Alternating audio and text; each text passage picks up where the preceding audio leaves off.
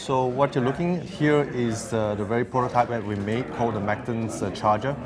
Basically, it is made out of, internal of this is a very mini computer made out of something called Board. It is commercially available, open source. The casing that you are seeing over here, it is actually printed out of a 3D printer. However, don't be fixated over the form because it just happened to be the prototype that we built. But in reality, the adversary, the bad guys, basically, they can manufacture one that looks exactly like the Apple iPhone charger, which is very small and even with the Apple logo.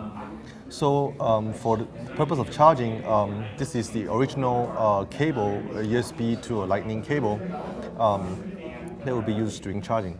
So he'll show you his iPhone.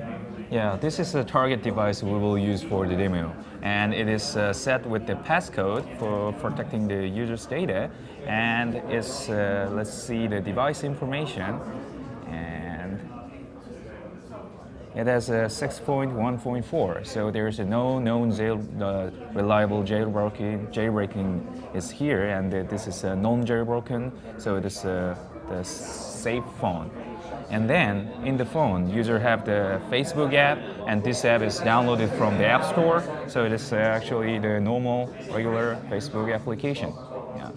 So we will, our charger Mactons will attack this Facebook app. So it will change it to as a Trojan without the user's knowledge and do something when the user is away of the phone. Let's start the demo. Yeah. So the user might found that there's a low battery, so that he might decide to charge with some public charger like Macton's. So plug it, and it's charging. But at this time, this is passcode locked, so device is protected. So at this time, Macton's attack cannot be continued. But while in charging, the user might want to surf the web or reply to the SMS. And then user decided to unlock the device. But there's no visual difference on the attacks, but the Macton's attack can be started. So by locking the phone, Macton starts to inject the Trojan code to there. So if the user were to even look at this during this time, there would be no visual indication that any suspicious thing is going on. They just see a charging sign and that's all. So they could still surf the web and do whatever. So for our demo, it takes about a little more than 1 minute. So what happens during this period of time is actually the charger will query the device unique ID and then use it to produce something called the provision profile. And this enables then the charger to install any application.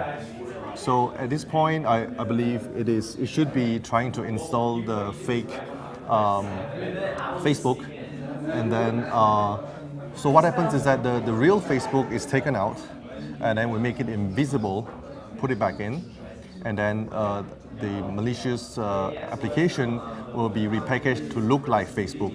So it has the name Facebook and the icon Facebook. So in about, like, let's say 5 more seconds, then we're going to show the effect of this. Okay, let's start. So let's assume that the user is done charging.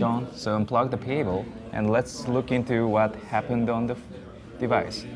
So there's no visual difference as it before, right? But this Facebook application is actually Trojan. So by executing it, Trojan comes up and it will go to the background and it will call the original Facebook application. So the user sees the original one, so the user will have no suspicion for this. But there is a Trojan and there is a two executing process, so Facebook and the Trojan. However, we completely hide the Facebook application, so there is one Facebook application is showing on the task manager. And in any other of the screen, user might not find any information for there's a Trojan or something. And right after locking the device, we set up our Trojan payload, do something malicious thing, and let's see what will happen. Right. So as you can see, it wakes up itself. Yes. Types in a passcode, hands-free. and then makes phone call. So we'll show that this is not recorded. It's going to actually make a phone call to my phone over here.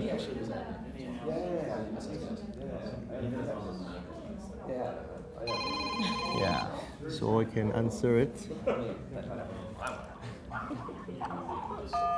Yeah, this actually works. Yeah, it actually works. So that's the end of our demo. Yeah.